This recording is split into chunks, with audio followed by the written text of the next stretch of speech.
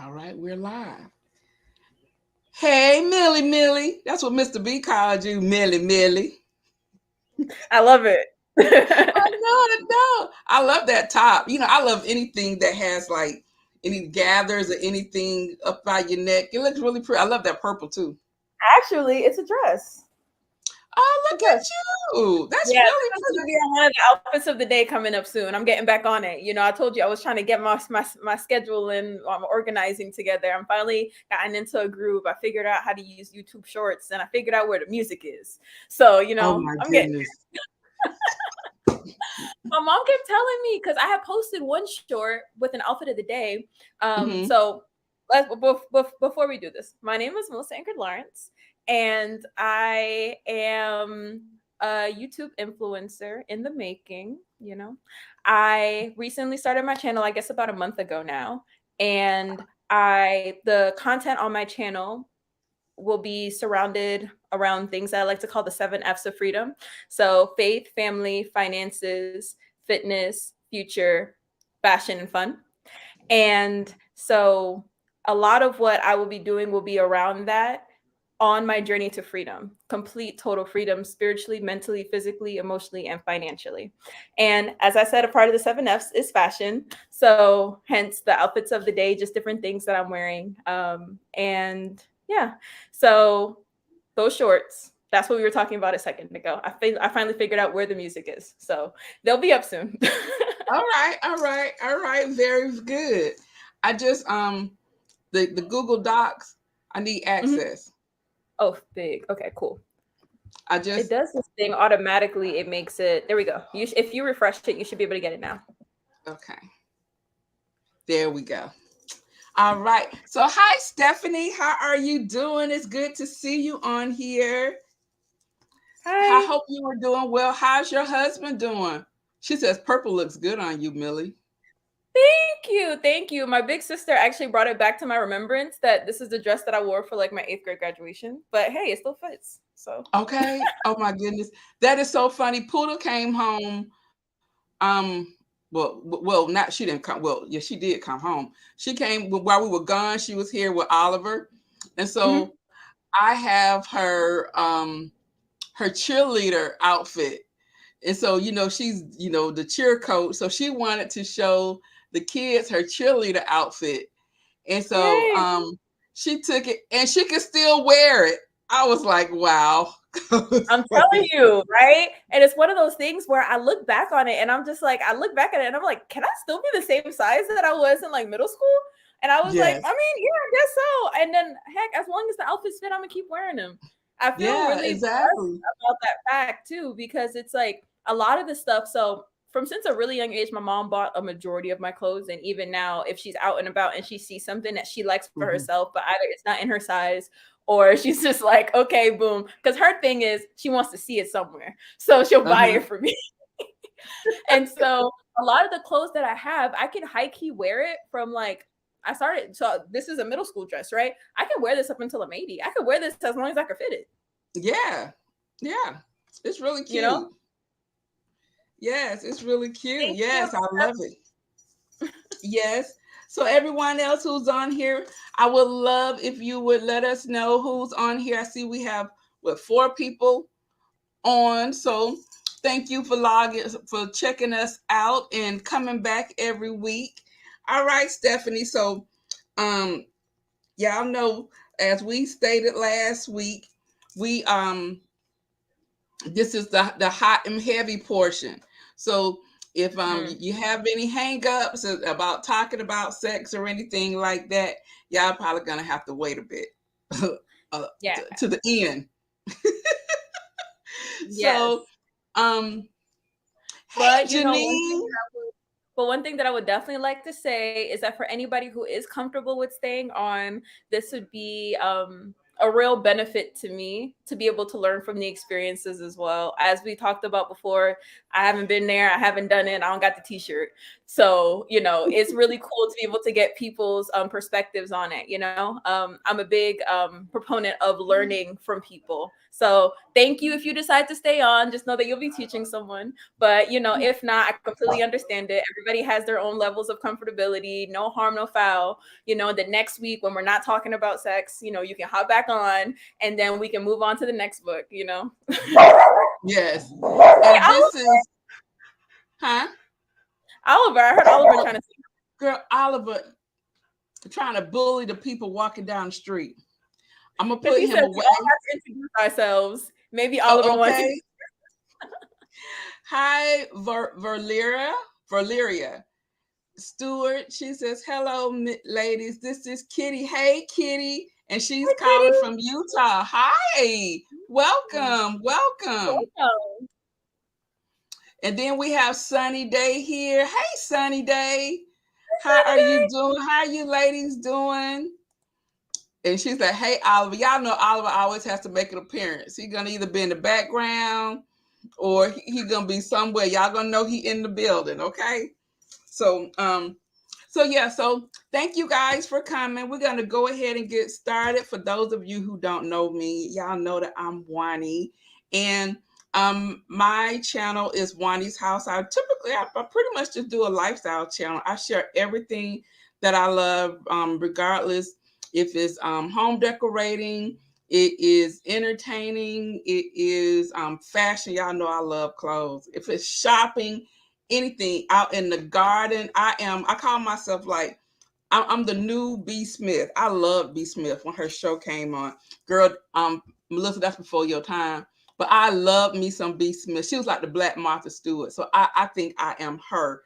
Except they're better in the garden and they are not afraid of anacondas. Your girl is afraid of anacondas and worms. So we don't do nothing that slivers. I can do a lizard.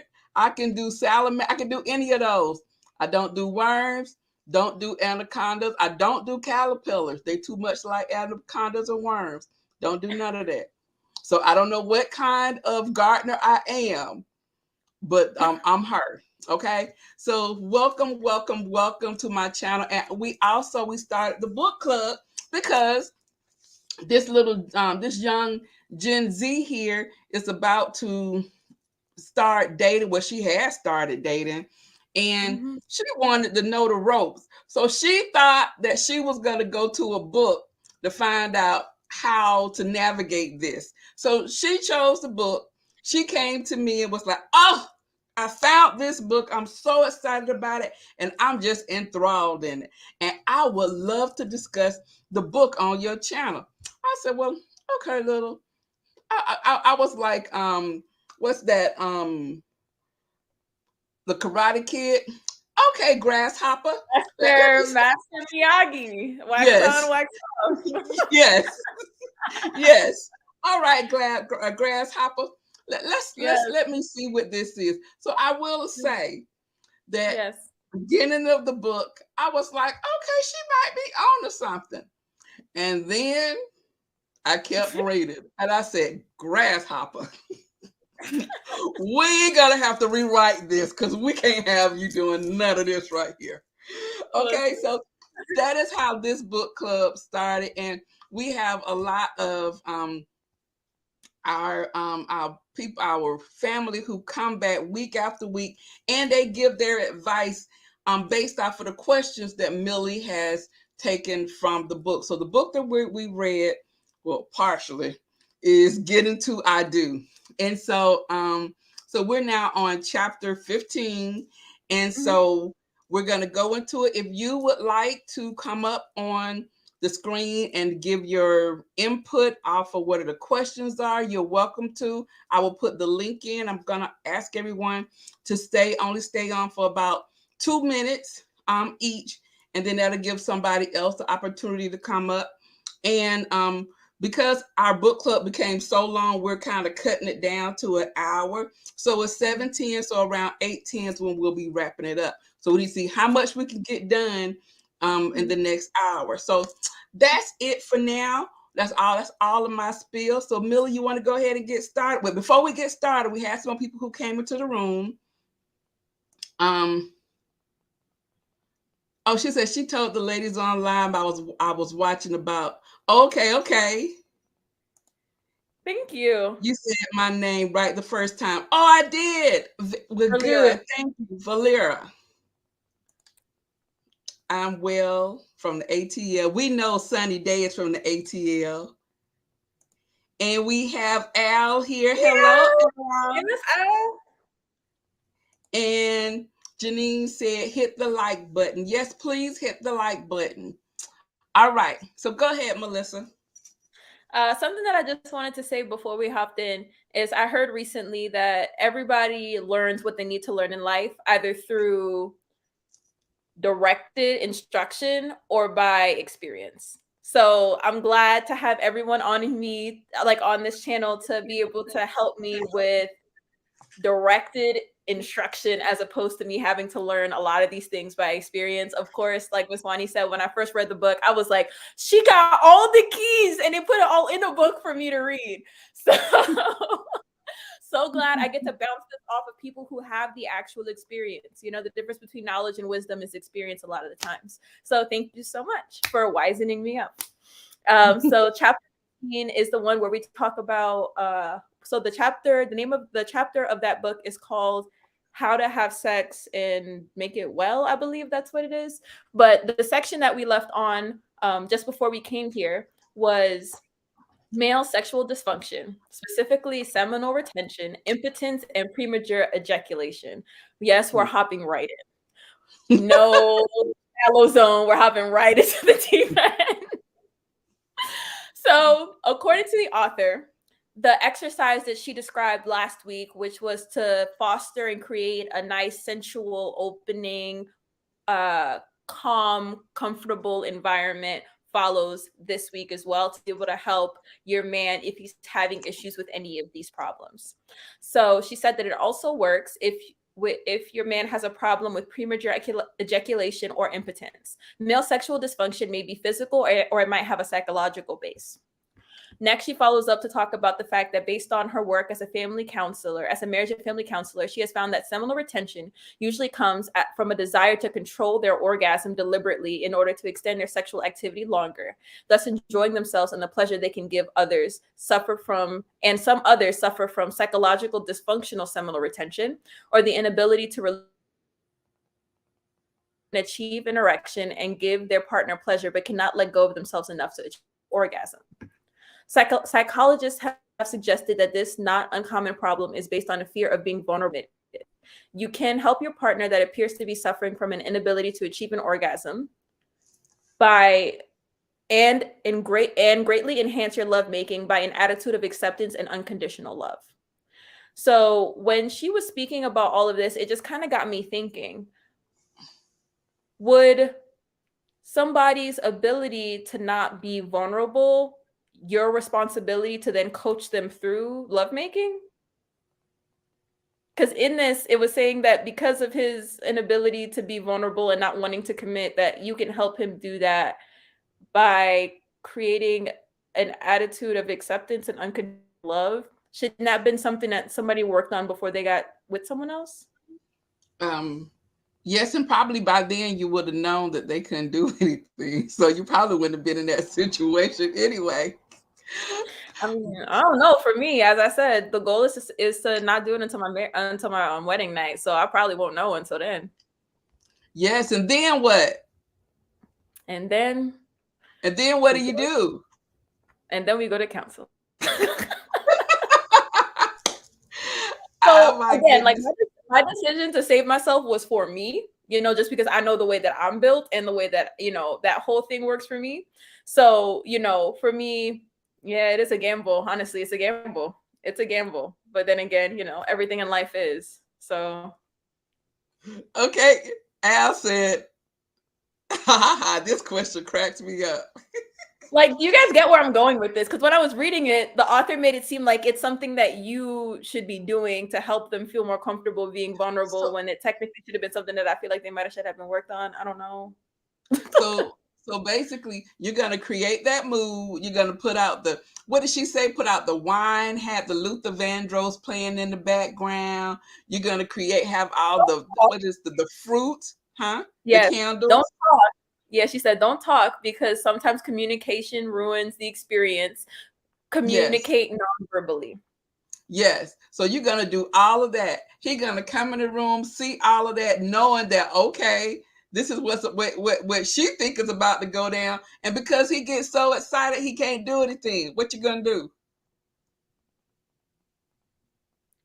Go to Okay, so counseling. the first time, you're like, oh, it's just your nerves. It's okay. It's all right. But then you do it again. What you gonna do? But I feel like, okay, so I feel like just because I'm saving myself from marriage doesn't mean that I won't be asking the right questions. And but then again, people lie. I don't know. I'm thinking Yes, now. because you don't know. You don't know. Hey So Andrea. so hey Andrea. She says, if I gotta create the mood and then coach up, girl, bye. Because that's what I'm Yeah. saying. You've done all of that. It's Yeah. still Yeah. so. Like I said, I think this author, she puts a lot of the responsibility On the on woman. the female. Yeah. Yes, she does. She does. Now there are certain things that I think yes we control. Like I said, we control who we're gonna be with, who we're not gonna be with. We know way before they know that this is what is about to go down. But um all of this right here, and so pretty much, so if nothing happens, pretty much she's saying it's your fault. So that means your strawberries weren't sweet enough. He liked dark chocolate, but you got semi-sweet. I mean, you got milk chocolate. So what? Oh goodness. Uh, you know what I just thought of might have been my saving grace. What? Because I'm young, impotence and stuff like that is usually something that people deal with a bit later down. How you So, figure? He could have uh, he could have played baseball and had a baseball injury. oh, then we would have definitely gotten to that in our conversation. I How think you deep in how you conversation. figure? So, How do you figure you would ever get on to the conversation talking about sex? oh, bring it up. So Okay, what you gonna so say? What would you say? tell me about your past sexual experiences. Okay, so you think he gonna tell you? You think he gonna tell you? You think he gonna tell you? This is And why I'm he can't. here. You think he gonna tell you? I don't got the answer, I Sway. have That's a why. problem. I have a problem. I get overexcited. I'm a minute man. Oh goodness. You know Okay, what? this This is is the good. thing You though, know what? but because you have never been there. So what if you get your first time and it's a minute? You're gonna be like, you did all of that for this, Well, then it's always next time, right? so you're gonna have 2 minutes. I mean, if we gonna spend forever together, eventually it's gonna get to a good time frame. Girl, they are cracking up. They are cracking. You know what I'm saying? If first time is 1 minute, next time 2 minutes, next time 4 minutes, that sounds like exponential growth to me, if you ask me. Oh my goodness. Oh, oh my good But girl, you they. know what? I feel like, going off of what you were a second ago about the author placing a lot of the onus onto the female, it Mhm. brings me into the second excerpt that I chose, which is similarly, she found that impotence is often a fear based dysfunction. The modern self actualized woman can sometimes be a bit too much for the masculine right handed man. 1 minute she is assertive and aggressive, the next she is passive. In the absence of a female behavior that is logical and predictable, the man, like the Pavlovian dog, can eventually lose his potency on all levels. Depression in men often looks like passive aggressive behavior. He could do it if he wanted to, she says. She advises women to pick their style of sexuality, either active assertive or passive receptive, and stay with it in order to avoid training their man to be impotent. This is what I was going back to with the author kind of putting a lot of the responsibility on the woman, especially during this part. I was like, this is a lot of what? Don't get me wrong, like the Oh, first couple chapters of this book, and this is the thing, right? I'm uh-huh. learning about this book similar to relationships. You got to read the Mhm. whole thing. So when I first started Please, reading this book, I think I was in chapter like 5 or 6, and I was like, Miss White, this book is amazing. you were. You were. You were. I was Oh my. just excited, people get excited. Yes, you were so excited. I was like, okay, let's do But you this. know what this book is teaching me though? You got to wait it out the whole time and really don't assume anything. Let him tell you everything. Let Yes. him tell you about himself and then allow his actions and his patterns to back it up. Yes. And one thing that I can't, I don't know about what she's saying, but I do feel like sometimes um um there could be instances where men masturbate too much, and then as they get Mm-hmm. older, because they always trying to find a quick release, and so I think they can kind of train their bodies to Mm-hmm. like ejaculate quicker, and so I believe that can also play a role. But then you have people say that when a person is not sexually active, and then the first time, okay, yeah, that might be quick, but then after Mm-hmm. that, you kind of get a flow. But just the 1 minute, you're gonna get tired of those 1, 2, 3 minutes. She says, run me a warm bath, put on some music, light me a candle, grab a goodie bag. Good night, bro. She said, good night, bro. She said, good night, She bro. said, deuces. Deuces. Melissa, so Al said, Melissa, I love your naivete. In the words of Regina Bell, experience is the best teacher. Yes. Oh But see, goodness. Here I'm but hoping to get some of this is my fear for Millie, Melissa, goodie bag with the cord. Okay. Okay, so we're gonna have to we're gonna have to train her about that later. We have to start with young grasshopper slowly. Yes, Mr. Miyagi. Yes. Yes, Mrs. Miyagi. Yes, Miss Miyagi. So I feel like when you my fear is that because I've known so many ladies, young girls, when they had their first experience, it was awful. It Mm. wasn't what they thought it was gonna be. It was just awful. But because you haven't had anything, you want to know what if it's awful or not, right? So Yeah. whatever your experience is, that's gonna be your experience. But if it's awful, that's how you're gonna view it. I feel like the difference is I'm somebody who is in tune with how I'm feeling. So it's like I feel like I feel like it's both a blessing and a curse that I don't have experience. It's a Mm-hmm. blessing because it's kind of like having macaroni and cheese for the first time or something like that, or That's having not crazy. macaroni and cheese That's because crazy. I'm lactose intolerant. Let me see, what's a good one? It's kind of like having saltfish sauce for the first time. It's a really good Caribbean dish. Salted saltfish. You have, tomatoes, onions. It's kind of like a ceviche, right? It's really good. But then again, because you've never had it before, Mm-hmm. you're like, whoa, this is fire, right? And the cool Mm-hmm. thing is, then from there on, the two people kind of get to create the experience together for themselves. Mm-hmm. Now the downside is, okay, let's put it like this. A lot of the guys that I've met are not virgins. So, You you would know, hope they know what they're doing, but I you would could run up hope. on. Because then again, then I gotta look at some of these people they've been playing with. How you let him get away with this for this long? I'm like, show me a little black book. Let me call all these women and ask them, how did they let you get away with this for this long? Okay. That's the real Oh my question. Because goodness. if you're out here in these streets, how come these streets didn't tell you this? Um, But the so streets the could next, have. oh The dang, streets could have told her. He didn't relay the message. you ever heard of Rape My Professor? Yes. Also, they have that too. No, but I'm thinking that might be Oh. a nice resource for somebody. You know what I'm saying? Oh my. You know, That is you're too like, rape funny. this I man was and like, oh kill my him. god, they have that. I remember. Okay, wait. Al says, but what if you have it for the first time and the other person can't cook? Now what?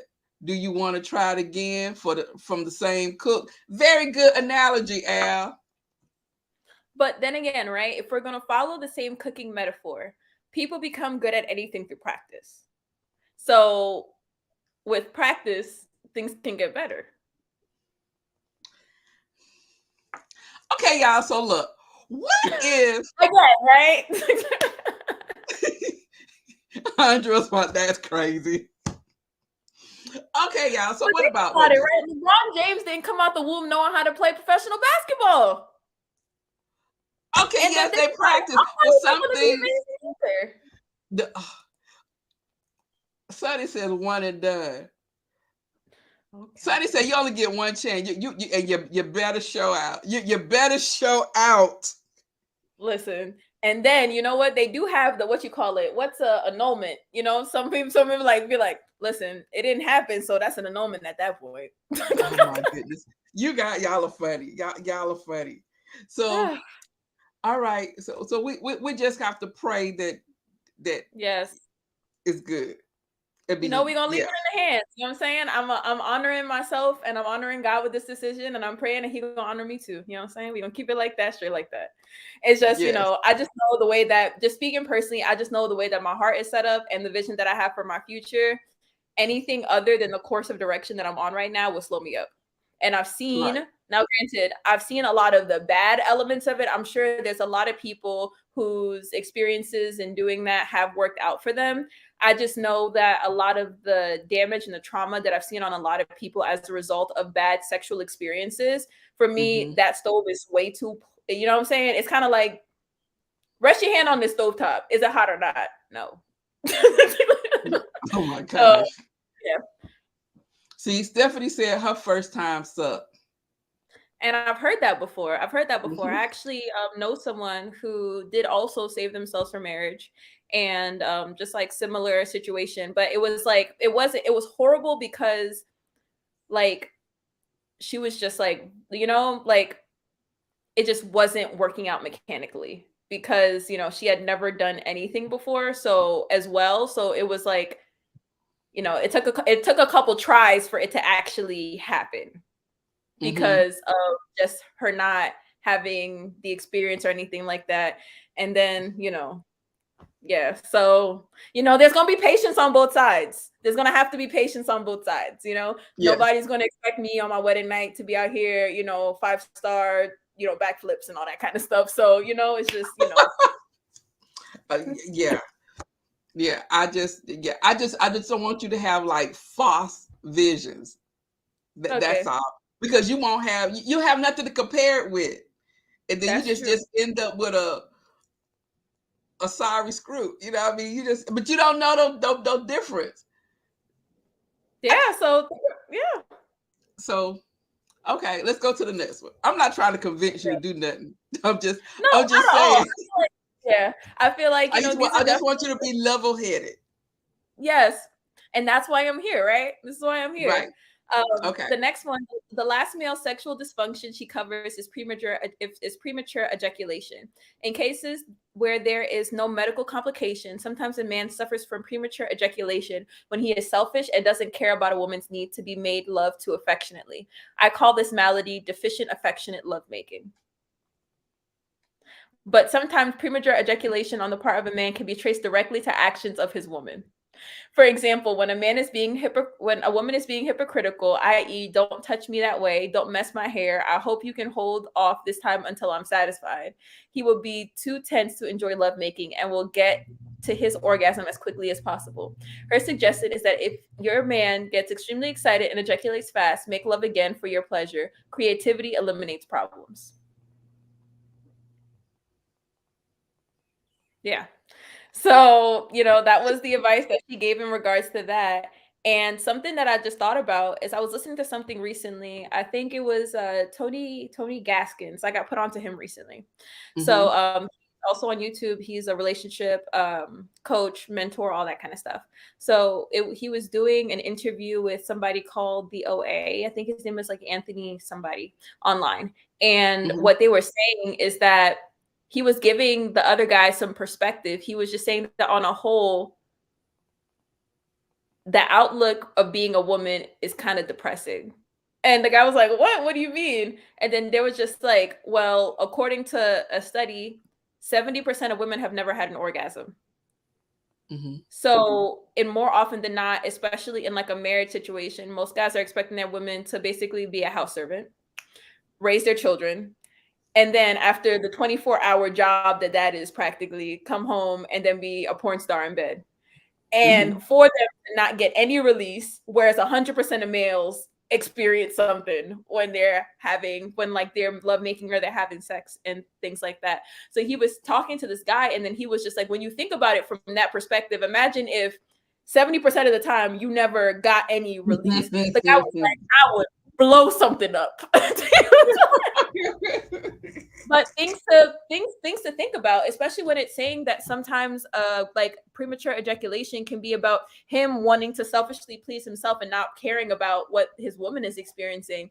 At that point, it's just kind of like, okay, don't get me wrong, I'm not a proponent of divorce, but I'm also not a proponent of people just assuming that they have a permanent place in your life. Like, you have to earn Mhm. the position that you're in life. I feel like things get dangerous when somebody feels like they have 100% unfettered access and there's nothing that they can do for you to leave. I do believe that Mhm. there's a certain healthy level of uncomfortability that somebody needs in everything, because thinking about Right. it with your job, right? If you showed up late every single day, they're not about to be like, you know what, that's whiny. I know she really cares about this job. We just Yes. gonna keep paying.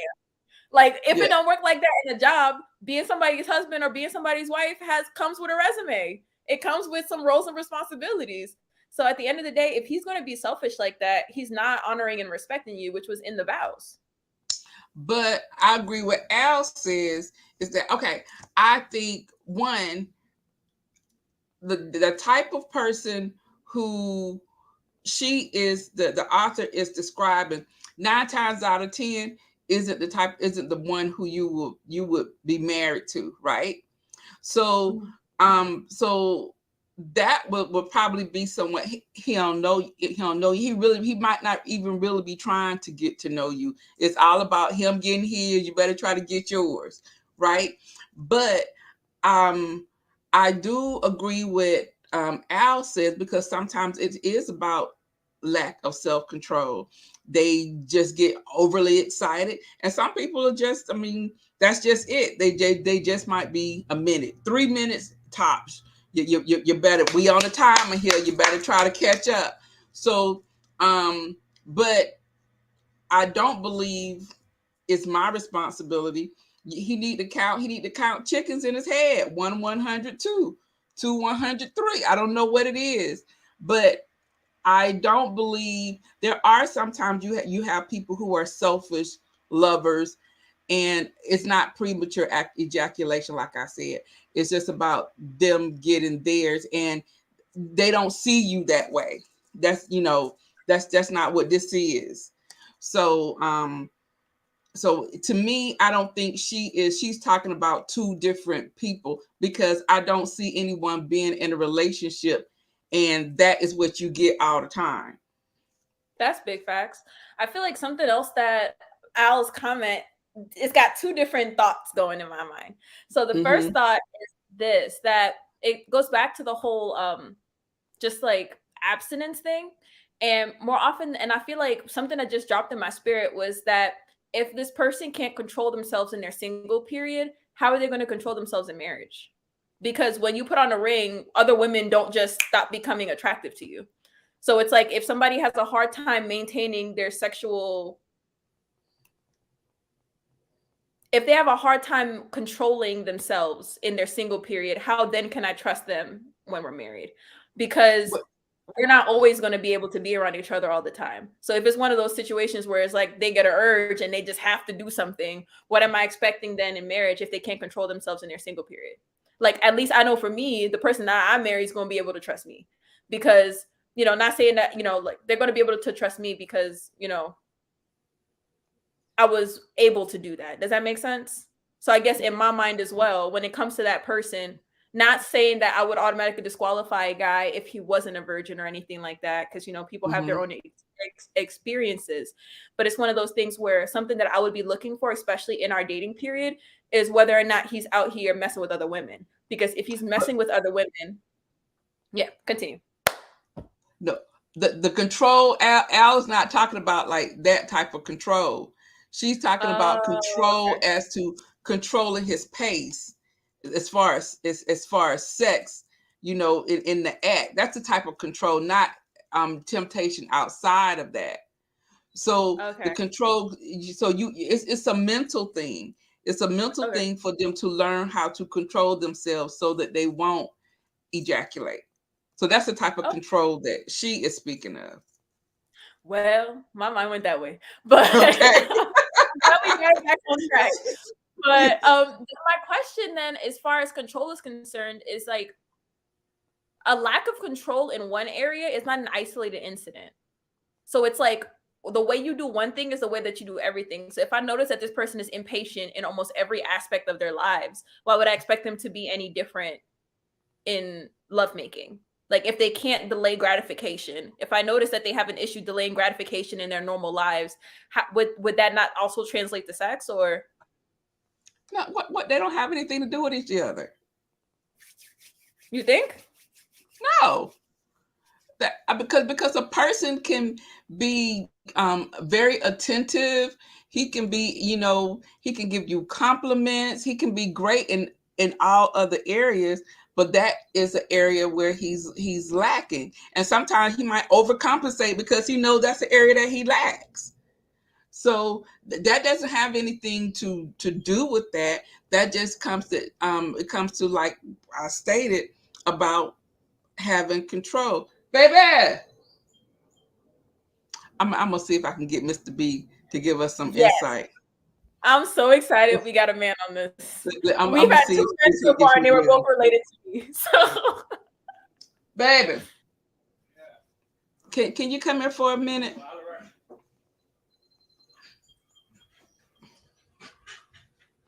What? We giving Millie.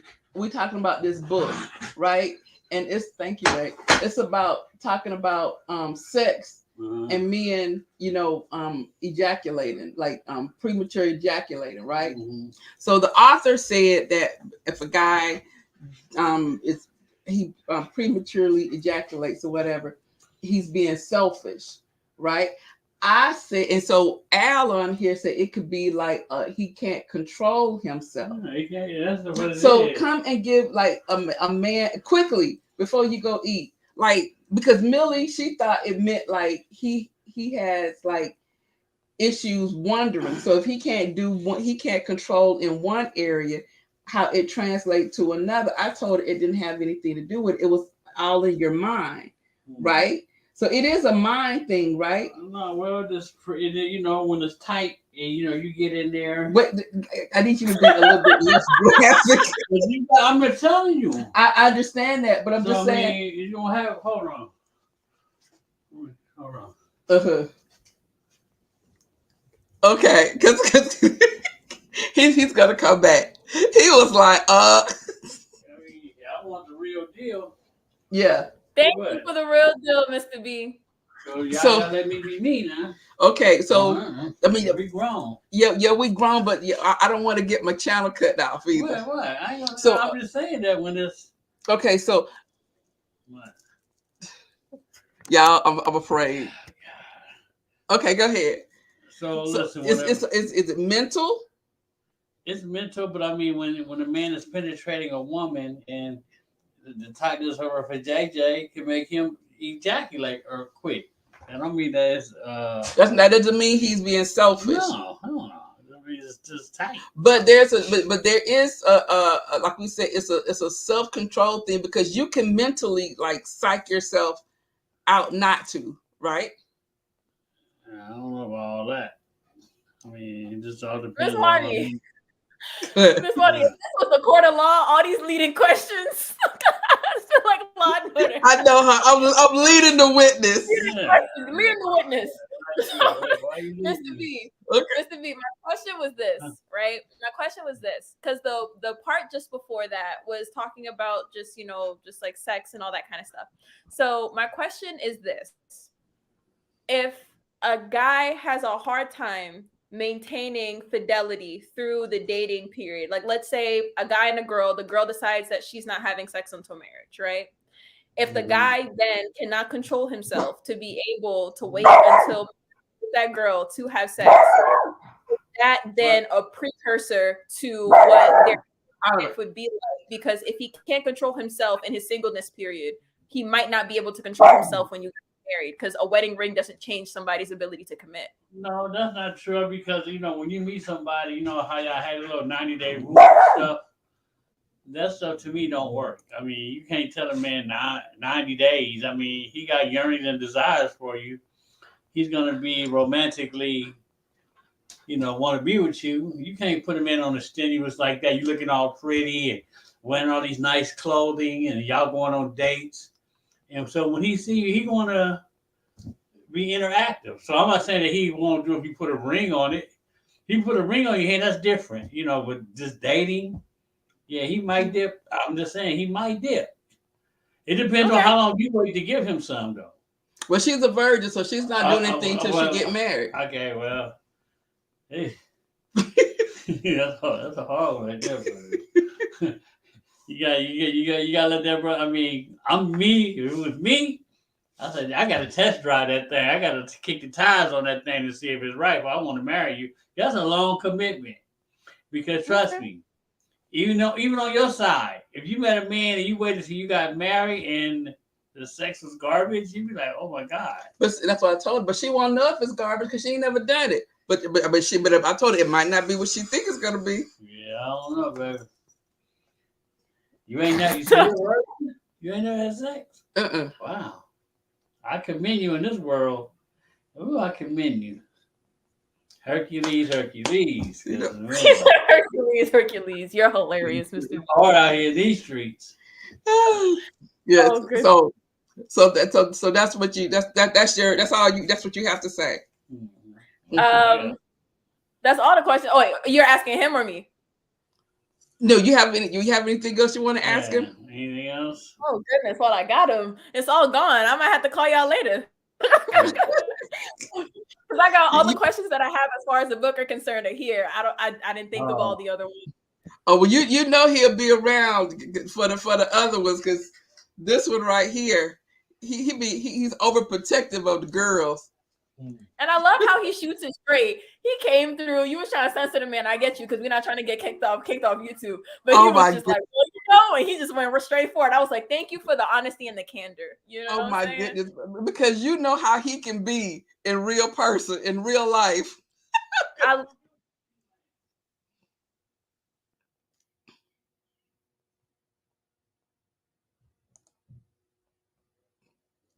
Millie, you're stuck.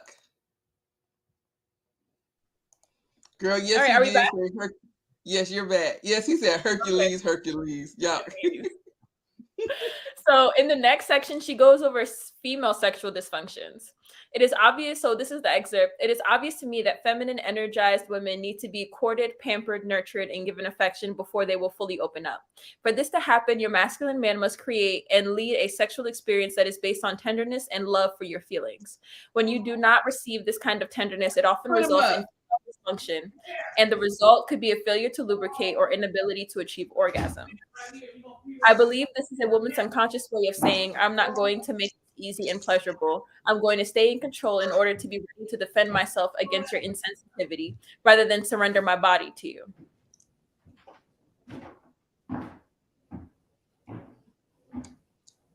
So, based on all of this, it's interesting how the section for the man, she had about like 3.5 pages about all this stuff for the men. For women, it was 2 paragraphs. So according to this, so I mean, based on previous conversations and everything involved, everything that she was saying up until this point, courted, pampered, nurtured, and all of that, you believe that it's a conscious thing on a woman's perspective to be like, or on a woman's part to be like, I'm not going to surrender myself to you, but then why have sex then?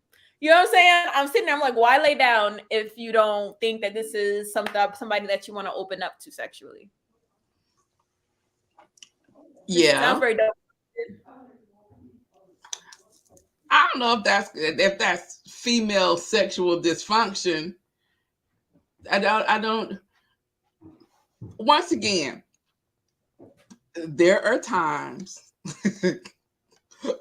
when you don't want you. Okay, normally there are times. So for all of us heathens out here, there have been times when I just wanted to get mine. I knew I ain't want I didn't like you like that or whatever. I may have had an interest, but I kind of knew it wasn't gonna go nowhere or whatever. Mm. But I just but I don't care. But then there could have been a time also. I'm trying to think where, because there have been times where I didn't, I'm like, I don't like him. What case in point, Mr. B. I ain't like him. Mm. Huh? You know how I ain't want to date him like that. How you Listen, you gonna about to tell me make this I man ain't know have what I on this want? camera. You about to make this man. This about to be the Mr. B book club. You keep Okay, playing around. I didn't know what I wanted. But he wore me down. So That's you mischievously looking over your shoulder. what, is he coming back in here? Wait. So do you that more often than not? I wonder what. Hmm. I want to ask the women in the chat: were you immediately attracted to your husband before you married them?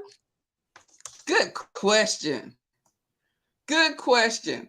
So I put the chat, I put the link in if you guys want to come up. That's a very good question. Were you immediately attracted? Were you immediately attracted to your mate? I wasn't it wasn't that I wasn't attracted to him. It was that I didn't want to be in a relationship. So in my head, I was just like, I ain't looking for that. But like but he was persistent big time. So Janine said yes. Okay. Al You said know what? absolutely. Okay. Okay. Sunny day. Stephanie.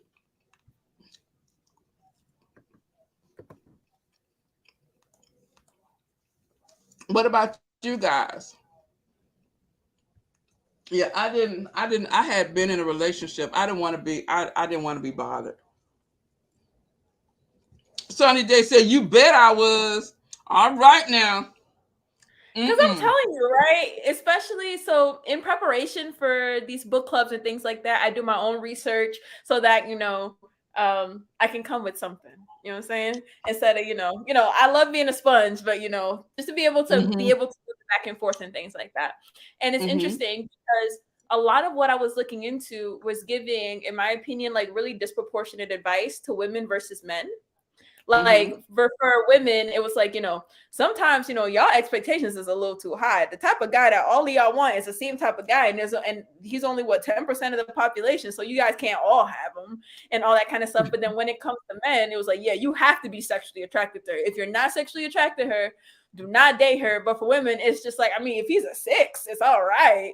You Yeah. can't you Uh-huh. can't get everything you want. So I'm sitting there and I'm just like, so what? Is it just an expectation for a woman to not be physically attracted to the guy? Because I heard somebody say too that women have this little blinder thing that happens after orgasm where like after that, like the guy will somehow become so much more attractive. So is that a thing? Yes, yes. Cause you're like, oh wow, okay, he looking a little bit better now. Because But they were but saying on the first date he's a 4. After y'all have sex, he like a 6.5 or 7 now. okay. Okay, and then all of a sudden you're like, "Oh my goodness! Don't better nobody better not look at him. That's my boo." And that's what they say. It's interesting. And you know what? Now I know it's real because you were telling, like, you're able to tell me this too. So I'm just like, okay. Because yeah, because I'm not gonna lie, like the way that I've been doing the dating apps, I think personally I'm gonna get off of Bumble just because of just the way that it's set up. Like I have to be the one to like the person first in message in order for us to have a conversation. And I'm just like, So that's how because that. So it puts you in control. It puts me in control because I guess on most dating apps, a lot of women just get bombarded by a lot of guys and just unsolicited messages. That way, you give permission to who's allowed to approach you. Mm-hmm. So maybe to a certain extent, it's a bit more like the real world in the way that you guys were saying, to where you give a guy permission to approach you, as opposed to just any guy just coming out of nowhere. I mean, I guess most guys can just come out of nowhere if they feel like it, but yeah. So in that one,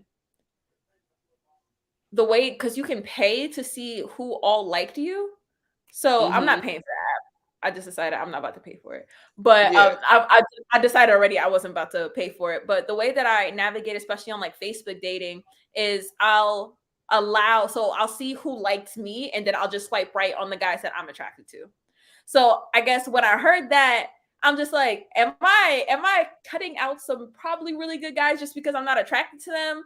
Or should attraction be something that I'm, you know what I'm saying? Like, how high on the scale of things that you're looking for in a mate was attractiveness of that mate to you when you were going through your process? Okay. So stop it. I You have to have some type of attraction to the person. I know I did, but I will say I had I dated a guy. He was not. I didn't find him attractive at all. Physically, just looking at him, he wasn't. But if I tell you, he genuinely had the best personality. He really went out of his way for me. He was like, he was real genuinely in tune to what it was that I wanted, what it was that I needed, all of that. But so that made him attractive to me because Mhm.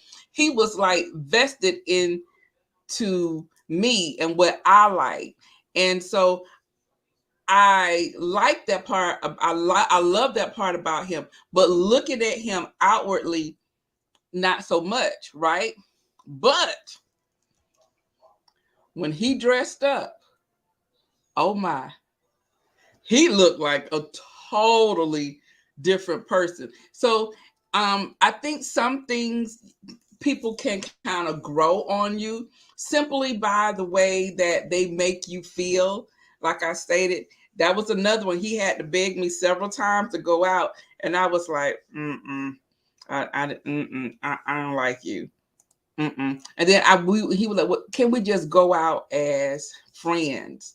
And I was like, "Yeah, we can go out as friends." But after we went out as friends, we were just simply like friends and just listen to him, like the things that we would talk about and the things that I would do, anything that I wanted to do. He would like, "Okay, I'll do it.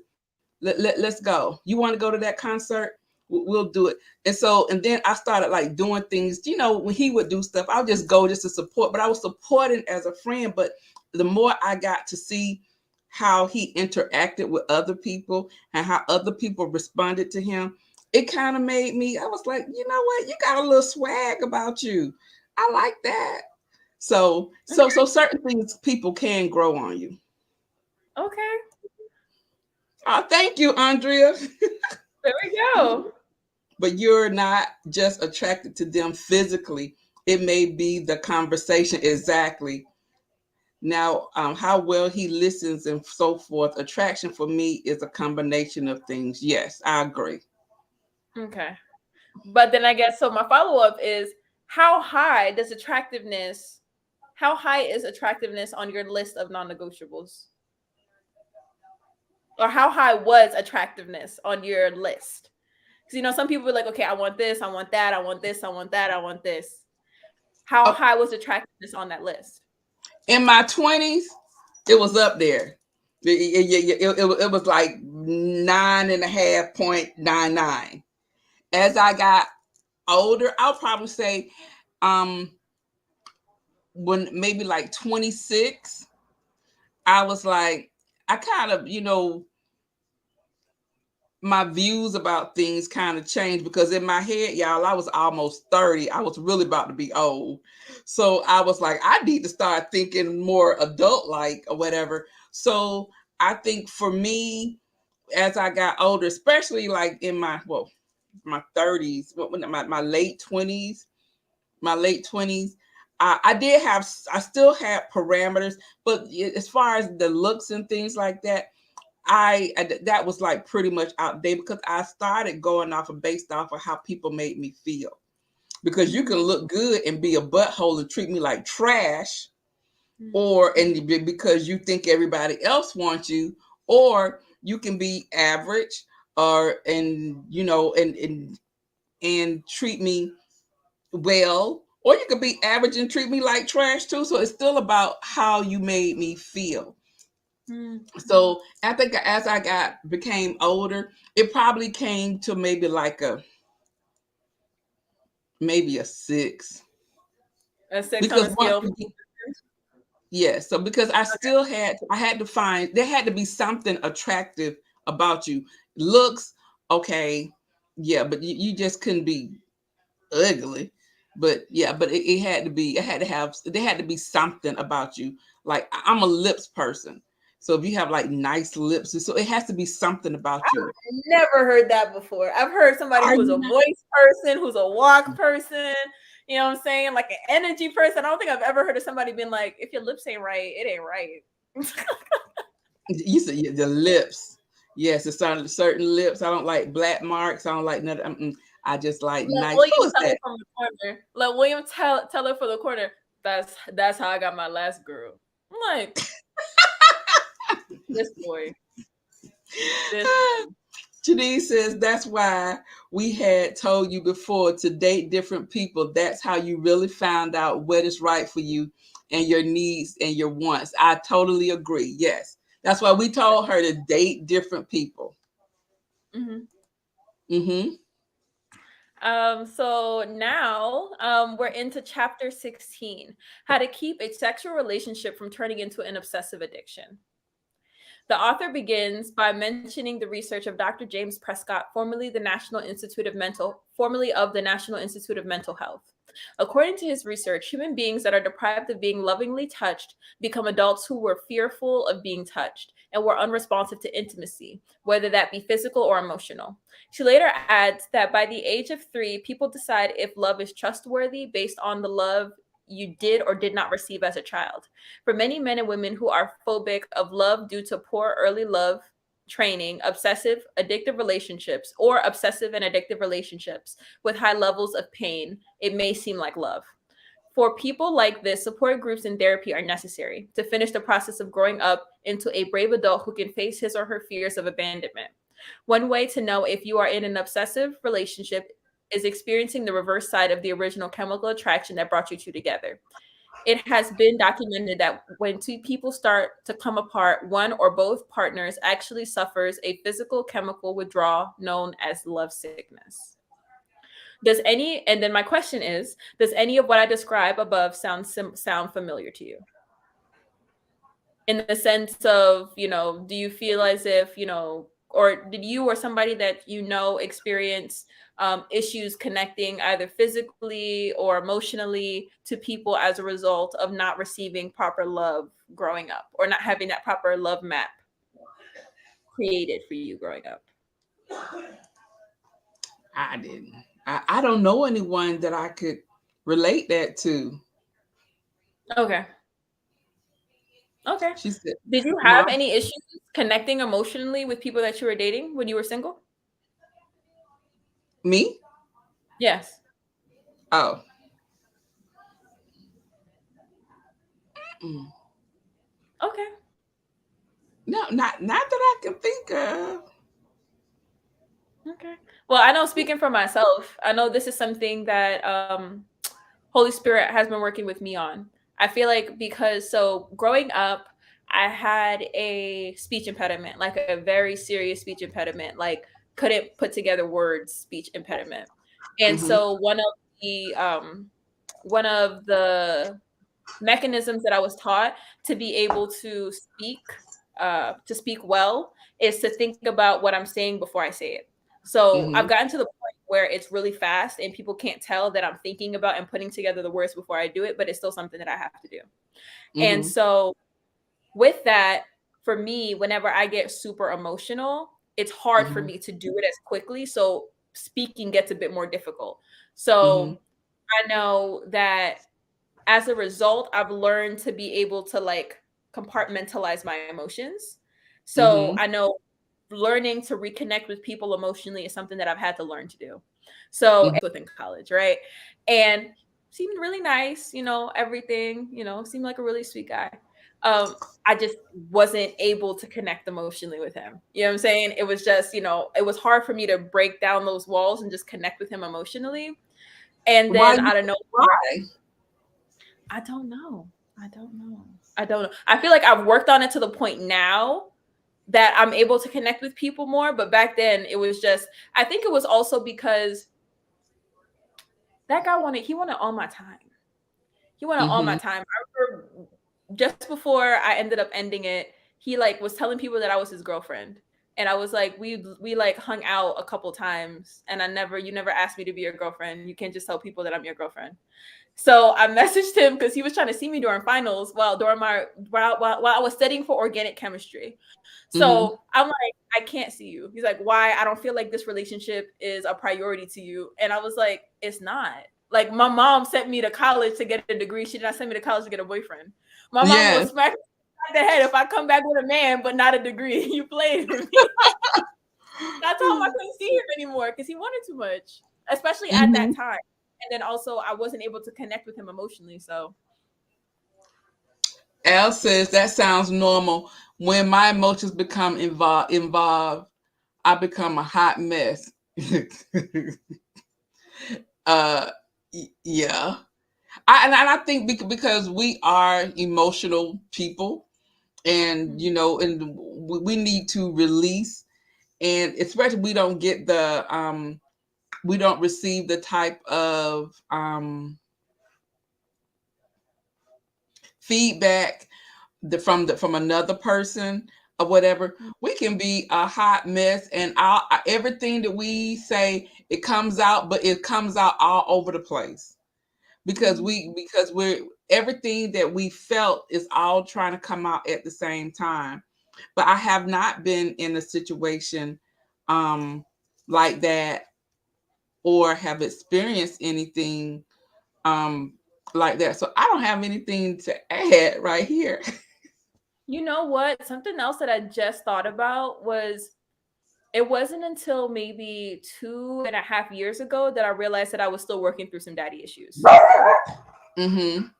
There we go, Oliver. I thank you for supporting me. So, I was gonna say I'm working through daddy issues too. so yeah, so maybe at around like 9, 10, maybe that's when my parents separated. And as my mom, I was the biggest daddy's girl. And Mm-hmm. for me, I didn't realize in retrospect, my mom let me know in retrospect that we were actually the ones who left him. He didn't leave us, which now I Mm-hmm. realize makes more sense because we weren't in the house anymore. In my Yeah. mind, he left us. I don't know, but Mm-hmm. yeah, I didn't realize until about maybe 2.5 years ago that there was things that I needed to work through in regards to my ability to connect emotionally with men. I guess Mm-hmm. maybe on a level it was the communication aspect of being able. I feel like boom, let's put it like this. The daddy issues probably were the foundation of it, but the technique that I learned from speech therapy to be able to compartmentalize my emotions allowed it to be easier. Mm-hmm. So I think it might be a combination of the two.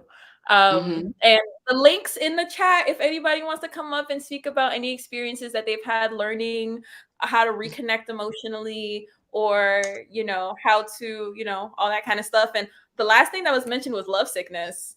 Have we ever been lovesick? Oh, girl, no. I don't.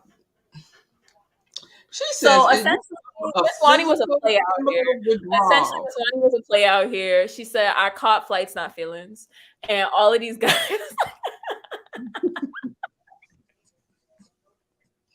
Okay. She said the partner suffers a physical chemical withdrawal.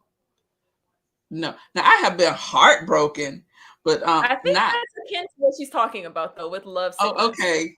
Okay, no. I have been heartbroken. Yes. I have done that. And I just could not understand it. I just could not understand it. But um, but I didn't have like no chemical withdrawals. I just cried for a couple of hours, and my sister came and got me. We went to the club. Oh my goodness. So this is, yeah, listen. Yeah. But you know what? But thinking about that now, I do love sickness. I do my sister, when she had a really bad breakup, she was she was lovesick. She was that. Well, okay, yeah, I guess she was that. And so, but hers was also compounded because she had been drinking, and she normally doesn't drink. And so Mm, everything just came up and came out. All of her emotions just were, they were compounded with the alcohol. So mm, mm. um have you experienced this personally? If so, what so if so what so so I don't know a solution for that. She never got back with him, and she didn't need to. So that was the solution. I guess the solution is time and space, right? Exactly. That's Time exactly and what it space. is. Because you know what, it makes sense. Like you hear of people like dying of a broken heart, and I believe that that's where it comes from. I know in college I had a bad like bad breakup. Like it was maybe what Mhm. like two. We were together, I think, for maybe almost a little about 2 years. Yeah, we were together about 2 years. In my mind, we was going to get married. You know, it is what it is. I was high Mhm. key a wife walking around college. We had promise rings and everything. I was like, Oh this is my it. This goodness. is where we going. Yeah, it was. That's what I'm saying. So I know when myself and the person I was dating at the time broke up, it was like I don't know, like it felt like my arm got cut off.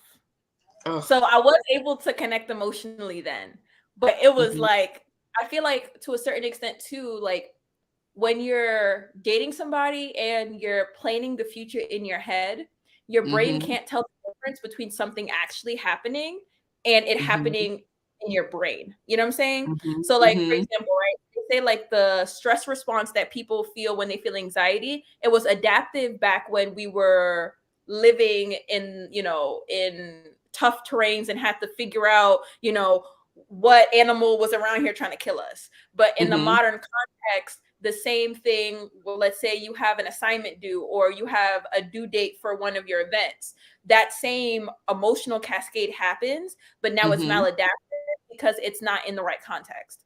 Mhm. So one thing that I learned is that part of what I was experiencing was the fact that when you're with somebody that often, because like we pretty much spent every day together all day. So it's Mhm. like when you were together with that person, there was a transference back and forth of pheromones and hormones. So to a Mhm. certain extent, when you guys separate, your body is experiencing a physical withdrawal similar to that of cocaine.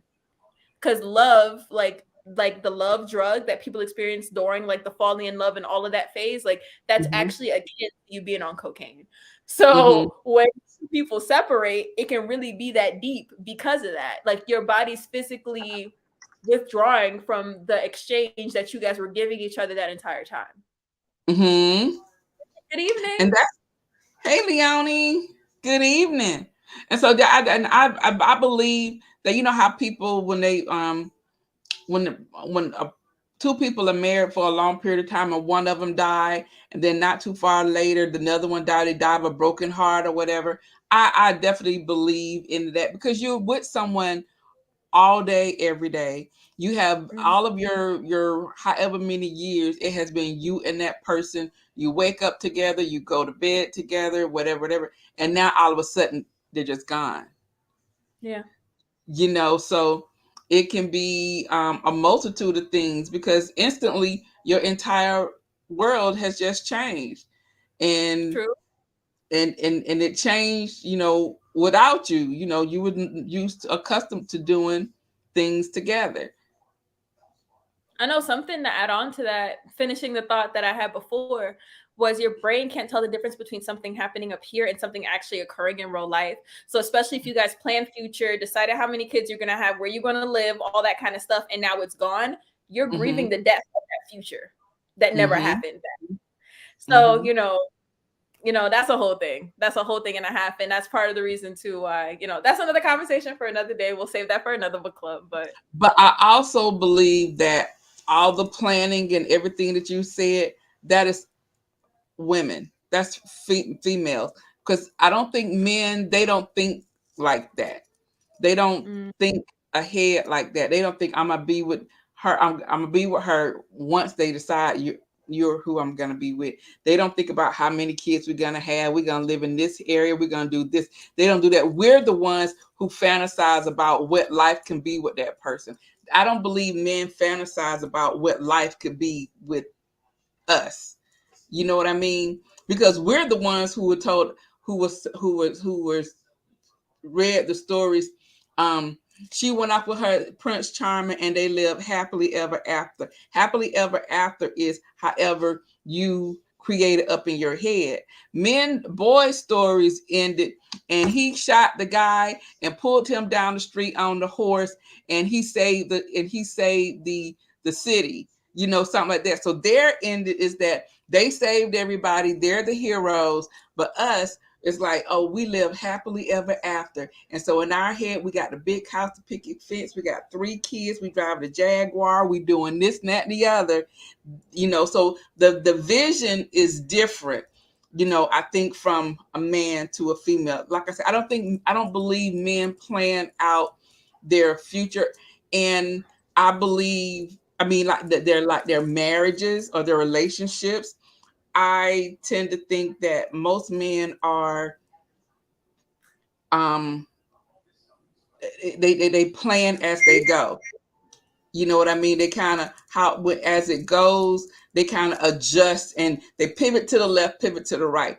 We're on the ones on the other side. We're thinking long term down the way. Because Mr. B and I used to argue about that all the time because I would be the one.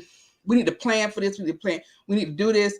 And for January, I'm already planning for June. And he was like, "Well, damn.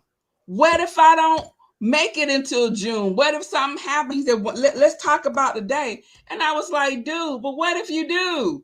We need to have this planned. So, they kind of live like day by day. What Al says, they play with cars, we play with dolls and babies. Isn't that the truth? Mm-hmm. you want to hear something hilarious? What's that? In total, in my life, I've been in 2 relationships. I don't count the guy who called me his girlfriend. So I'm gonna say 2 relationships, right? I've been in 2 relationships. The first and both of them ended about similar the same way. The conversation was basically that the only logical next step they see for us is marriage, but they're just not ready for that yet. Mm-hmm. So that was the way that both of them ended. But but thinking about it, the first guy that I dated in high school, he actually was planning all those things. It's just I was going to college in DC and my family was moving. And he wasn't sure when we were going to be able to see each other and how he was going to be able to make that work logistically. So he figured it would have been best to let me go and see if we could reconnect later on in life. Mm-hmm. So it's interesting because him and the guy that I was telling you about, the one that called me his girlfriend that I don't consider my boyfriend, I actually went back and I apologized to some of these people during the phase that I was navigating all of this stuff and I wasn't really as gentle with people's hearts as I could have been. So I've definitely gone back and I've apologized to everybody. But he was doing similar things. You get what I'm saying? So I feel like Mm-hmm. it might just be the guy. It might just be the guy, or maybe those are just the guys that I've just been attracted. Mm-hmm. So Okay. yeah. But it's interesting. I feel like it's also that way because as Miss Al was saying, they play with cars, we play with baby dolls. The world conditions them not to think like that. Mm-hmm. Like the world conditions men not to think about, for example, there's this artist that I came across recently called Masego. He makes Mm-hmm. really good music. So it's Masego, amazing music. And I thought it was so refreshing, especially because he's a man, but he's talking about the future that he wants to have. And especially he has this one song called Mr. Lady, where he talks about the Mm-hmm. fact that like there's been this reoccurring dream that he's had over the past couple of years with this woman in it. And he swears that that's his wife. Like he's never Mm-hmm. seen her, but seen her silhouette in his dreams. So he Mhm. sings about that they're going to have together and the things like that. And I think Mhm. it's cool because the narrative can change, not necessarily feminizing men, but the narrative can change if the society changes what we tell men to really sort of strive towards. Not, strive to get a woman and not get your life together. Obviously, get your life together, but also think Mhm. about what that looks like. Because you hear about these guys that live bachelor lifestyles for their entire lives. And then, now that they're old and they can't, flip the tricks like they used to, No. now they sit in homes, they ain't got nobody to care about them. You know what I'm saying? That bachelor life Yes. only lasts so long. Yes. But Totally. Yes. I'm looking at the time. I know we said we were going to wrap up at around 8:10, right? Yes, but because we spent time doing the Okay. intro or whatever, so we'll go to 8:30. Okay, cool. Just wanted to make sure. Mhm. So now the next one. The author also mentions that sometimes his compulsive behavior becomes so exciting that it ends with pounding on doors, smashing car windows, threats of suicide, or the kind of profound emotional despair that is called clinical depression. All in the name of love. But is it love? Remember, a feminine woman doesn't fall in love. So when a woman falls in love, what she is really falling into is obsession. To be obsessed with an unavailable man is to be permanently safe from receiving an available man's love. It is the ghostly lover who keeps us mesmerized with the fantasy of perfection at the cost of reality. If you are in the midst of such an obsession and want to end it, you must not taste, touch, smell, see, or hear from him for at least 2 years. And you must date up a storm. Self centered is feminine, selfless is masculine. Each of us can take on either quality, but we risk addictive behavior when we opt for our second suit in nature, i.e., feminine energy women who act masculine and go after what they want. What do you guys think about that? Do you think that feminine women fall in love? And do you think it's safe for a woman to fall in love? Yes, I believe feminine women fall in love, and I believe it's safe for feminine women to fall in love. But you have to, it's with the right person. You can't make the wrong person the right person because, once again, like I stated, we talked about earlier, you see signs, there are red flags, and you can choose to pay attention to the red flags and flee, or you can choose to stay in the red flag. I mean, stay although you've seen the red flags, and then you're just gonna deal because the whatever the signs that you saw then are gonna be the signs that you see during the relationship, right? So, but you can be in love. You can fall in love with a person, and um and it could be the wrong person, the wrong situation, but those are choices. Now that is a choice that I believe is my choice. That is my choice. If we're going to put onus on someone, those are the situations where you choose to stay, and or I choose not to stay. And then you have to like be well with it. You know what I mean. So if you already knew what it was, it's either you're going to deal with it or you're not. And but I don't believe that what she said, I don't agree with. But is it love? Remember, a feminine woman doesn't fall in love. I don't believe that. I disagree. Okay. All right. I know like different. So as I said before, I go into these conversations. He crazy get away. Get away. What's Get that away. in regards Oh, about him. I think it's about him smashing the car windows and threats of suicide. Yeah, yeah, he crazy. to? He crazy. um, I had a point, but it's gone. It's fine. It's So gone. then we can move on to the next one. Addictive women.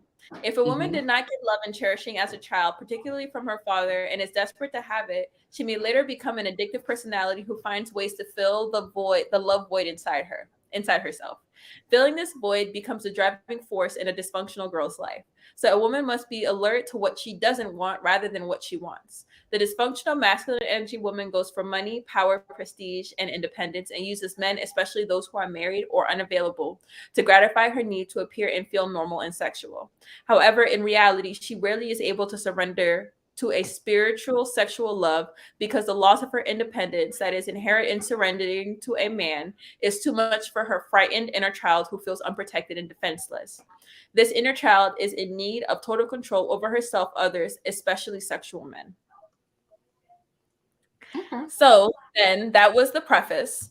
And then it goes into the relationships of, it covers the story of a woman named Maggie and another woman named Karen.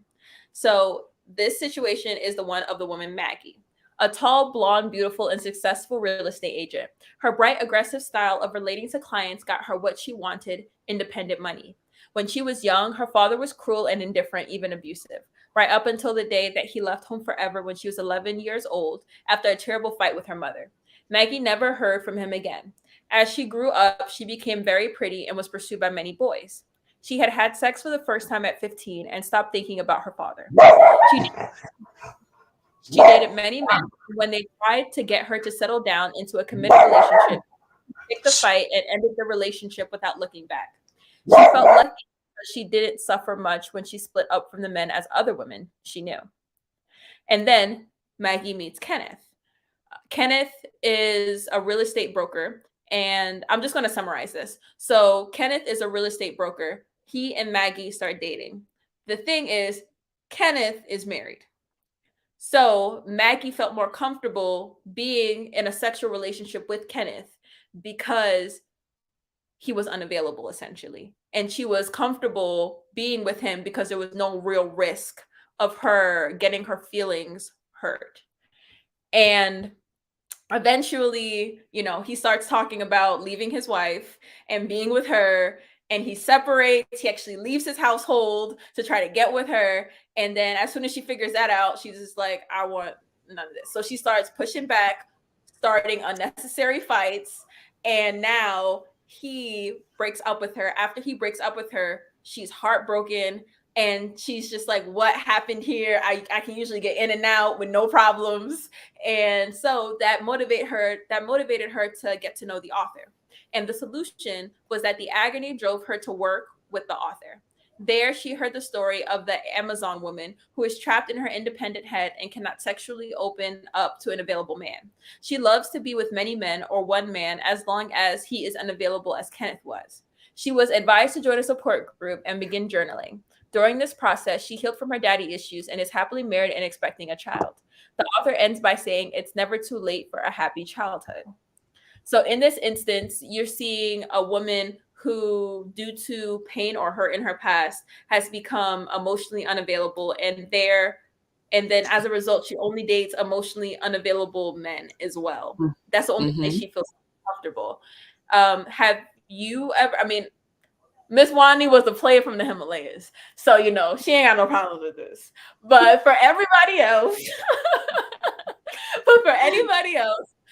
have you had any experiences, or do you know anybody similar to this who has only found themselves comfortable dating emotionally unavailable people?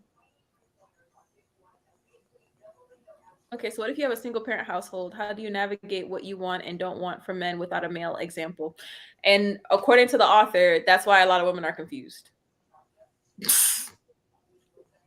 Because they didn't have a male role, they didn't have a male in the household, and so And so they now don't know what they want and don't want from a man. Because there's this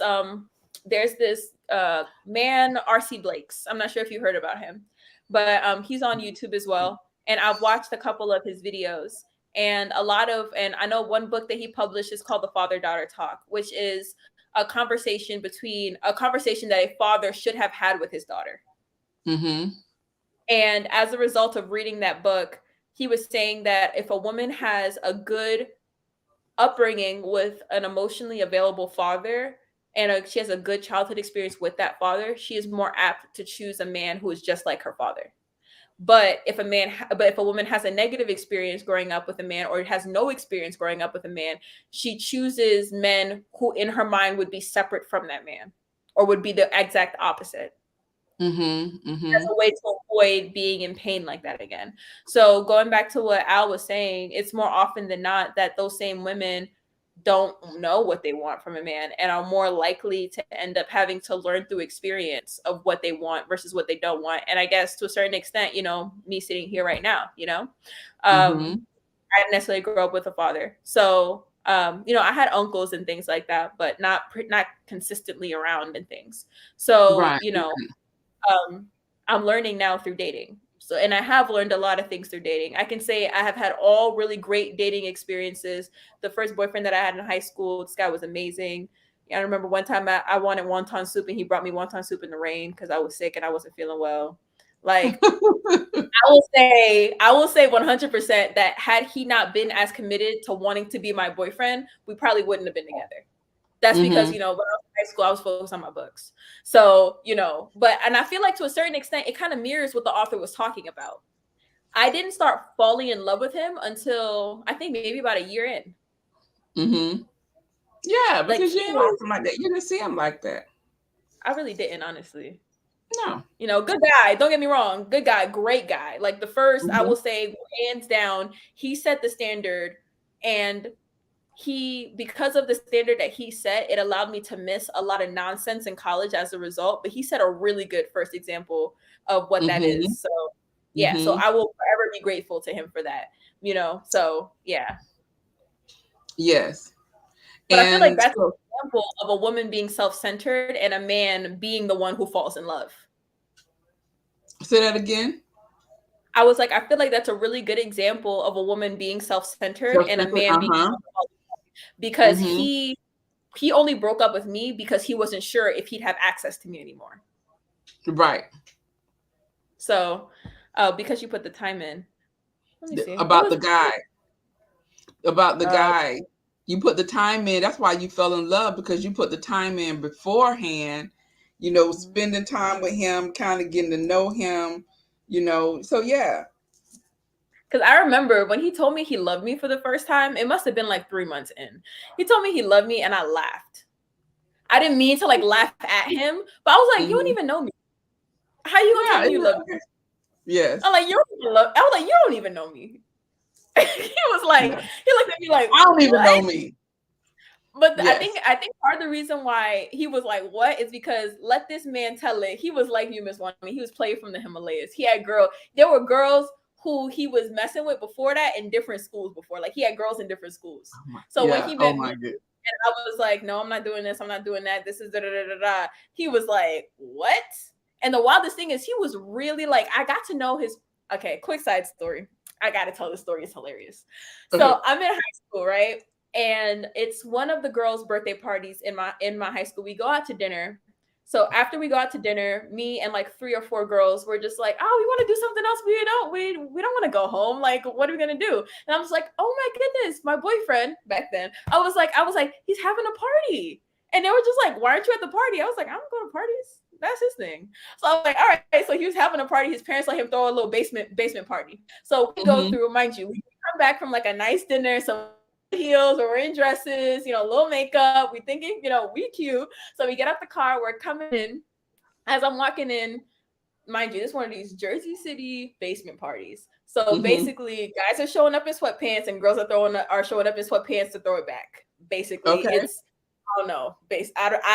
I've never been to any one of those things before. So I go to the party and I'm there and I walk downstairs and I hear different girls like snickering. Oh, they're trying too hard. You're gonna wear heels to this thing? I was like, well, I'm not trying to come to this thing. I'm just trying to say hi. So I go Okay. downstairs. I go downstairs and I see him dancing with a girl. Like she's Mm-hmm. dancing on him. Yeah. And the girls that I'm with, they're just like, oh, Melissa, what? Oh my God, what are you gonna do? So I look over at him and I'm looking and I'm smiling because he's a really good dancer. So Uh-huh. I'm feeling it over there. So his cousin sees me and goes, just kind of hits him. He's like, bro, your girl's here, your girl's here. He goes like this. He goes like this. So afterwards, he walks over to me. He looking like nervous for a second. He's like, "Oh my God, what's she about to do?" So I walk up to him, I kiss him, and I'm just like, "Look, you're having fun over there." He was like, "Yeah."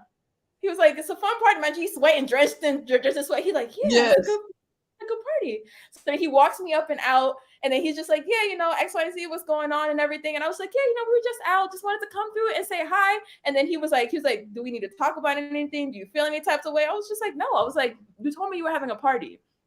He was like, okay. I Yeah. was like, I didn't expect you to just be standing there holding up the wall. I was like, I didn't Mm-hmm. walk in on you acting crazy with her. You're dancing.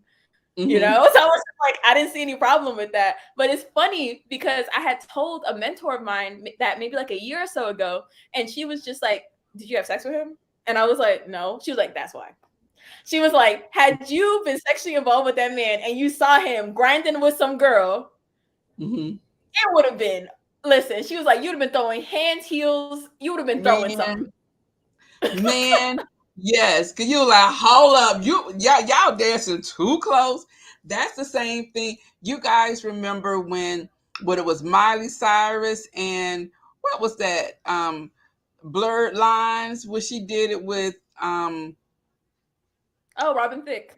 Robin Thicke, and his wife was so offended because how he was like grinding on her or whatever, and me personally, I didn't think nothing of it. I didn't think nothing of it, but that's me. But she thought that it was disrespectful, and so that's why they divorced, because she was humiliated in front of the entire world, and he did all that with what you call whatever her name is. I said she was. So I'm okay. So I'm gonna switch. I'm gonna switch people. So do you think that you would feel some type of way if you saw? No, but then again, you did say you told Mr. B, don't open doors if you don't want me to walk through them. With the time that you guys went out to the club, and then he was like, yeah, you can go dance with somebody, and you was just like, homeboy was trying to give you the number at the end, and you was like, Exactly. Don't do that. Don't do that. But I did. But that did happen with Mr. B and I when we were dating. We was at a club. I was out with his sister, and we went out to um. Matter of fact, it was a club that we met each other at, and her and I was out there, and we were dancing, and I was dancing with somebody, girl. I don't know what I was doing, but something similar like that happened because Mr. B walked through the door, and so she was like, "Oh, She was like, "Fool, they go Derek, they go Derek." like, And stop, I chill. looked, She's like, Wani, she chill. was like, "What, fool?" So she said, "Derek." I saw Derek. He was just standing over there like this or whatever, and I was like, but later on, he was like, "Yeah, you was having a good time dancing with that guy." I said, "Yeah, having a good time." He was like, "Yeah, I'm sitting over there watching." He doesn't get jealous though. He didn't get jealous about that. Now he did kind of get a little perturbed about that other one that I did, but like I said, you started it, dude. He learned then. He learned Yeah, then. He's like, he was gonna ain't learn no today. nobody for me. But yeah, I mean, let people tell it. I pray that once I get there with somebody, I'm not out here like, because I feel like if I really gotta be worried about you, I don't want you. If I really gotta be Hmm. worried, I don't want you. Yes. Sunny Day said, I saw my friend's father. She looked at as her father. I saw my brothers and uncles, so I knew what I was going to deal with and what I wasn't. Yes. And I agree with that too, because there are just certain things you see or you're exposed to, and not necessarily you have experienced, but you may have seen like other people experience, and you'll be like, oh, I'm not gonna do this, or I'm not going to do that, or I wouldn't be with somebody who would treat me like this, because there are certain things like I say, that's why I say you have to date different people, because people will let you'll kind of know what it is that you like. You know your deal breakers. You might think you know a deal breaker right now. Somebody will come along and top that one. So, um, and then when you see certain things, instead of trying to figure out how you can either one prove yourself so that they can see that you're worthy. Because I've known a lot of people to do, the women to do that, and they was like, oh, I'm gonna let him see that I'm better than her, or I'm gonna do this, I'm ride or die, or whatever. But then you'll have someone who is, um, or so, I just lost my train of thought. Girl, 52 will do it to you, because your mind be going and your mouth not moving fast enough. But yeah, but I do believe that, oh, I do believe that, you know, time and experience definitely will let you know what's right, and you should always listen to your woman, your intuition. If it don't Mhm. feel right, don't go with it. Don't try to change it, because who are you? Who are you to try to change somebody? That's who they are. That's just like someone asking you to change. You just don't rock with it. You don't have to. That's true. And I found that I've been on the app, I think maybe for about 2 months now. And that's something Mhm. that I've found. Oh, two thoughts, two competing thoughts. I'm gonna go with this one before I forget it. Something that the Tony Gaskins guy was saying just before I hopped on. I was actually listening to it just before I hopped on, and he was saying that a woman shouldn't be a ride or die. Oh, And he was saying definitely. from the perspective of a man, he was just like a woman should not be a ride or die. Like Hmm. ride or die means whether he doing right or whether he doing wrong, you going down to the wheels fall off. He was just like, Hmm. if he doing wrong, you need to let him know that your position in his life and his access to you is on a contingency basis. As long as he Hmm. keeps acting right, that's as long as you will be there. Because he was Yeah. saying that the good man will test you to Hmm. see your character and to see the type of woman that you are. So a woman being true to who she is, and to a certain extent, she was, weirdly enough, he was mirroring some of what the author was saying. And it's interesting from a perspective of a guy, because he was saying that, and this is slightly off topic, but also still on topic. He was saying that when he was dating, what separated his wife from all the other women is that he would try them. Like he would see how quickly he could get with them, or he would see how much they would take, and then based on Hmm. how much he would determine where to place them in his life. Like he was Hmm. saying that, he looked a certain way, he had light eyes, especially in the South, that there would be women who would throw themselves at him, that at the age of what, like 16 or 17, he had sex with a 24-year-old. Mm. Because he was just saying that, apparently after, he slept with the girl, she told him that she messaged him the next day and was like, so you need to tell your mama that you're moving out and that you're moving in here and that you're going to get a job at Winn-Dixie and that you're going to provide for us. And he was like, what? So Oh my gosh. I was just like, what? So this is what you gonna do. I'm like, if you feel like Yes. you gotta talk to a man like a child, you don't need to be messing with him. Yes. Oh my God, that How is you gonna tell hilarious. that boy, 16 years old, he gonna move out He and gonna he move out gonna of his mama's house she was like, to I get a need you to tell job. your mama this. I need you to tell your mama this. Yes. And he was saying that part of the reason why he ended up choosing his wife was because of the fact that she didn't let him get away with anything. Hmm. He was like, how maybe 2 or 3 dates in, he kind of hugged her and he tried to see if he could slide his hand down to grab her butt. How she grabbed him like this and dragged his hand all the way back up. Thank you. Thank you. Yes. A ride or die woman is not always bad. I'm a ride or die wife, but I need to know we are going where we're going, and do we really need to die? Make it make sense first. Okay, Al. Al said, "Look at here. I want to know where we going." And I told you that we talked about that. Yeah, I need to know what the plan is. So how we getting up out of here? We gonna rob the bank, but how we getting out? Wait, hold on. She said, as long as you tell me that you got a jet gassed up at the nearest airport and we going to Morocco, she was like, let's rob the bank. Let's rob the bank. I need to know the plan. You just can't say this is what we're gonna do, and I'm like, okay, so I need to know A, B, and C. So yes, I don't know, ride or die. I always have like reservation. I'm always the one, but like, yeah, I guess I am, but I need to, like I said, I need to know the roadmap. I like to think of it as ride of life, because I'm like, why we gotta die for? Janine Ride a said, light. okay, Al. Okay. Al said, I got your back. I got your back. But you need to let me know how we getting up out of this. All right. Well, I guess we at 8:40. I hear Mr. B snoring again. I'm He telling never you, hears. I felt for the first couple times that I visited you guys, I always felt so bad because I was like, I didn't get to say bye to this man. And then he'd be like, he say bye. I'm like, every time I go to leave, you're knocked out. He's knocked out. He is knocked out. He always like, I try to wait on you to eat. And he's like, I just can't wait. And so he's eating and he sleep. Okay.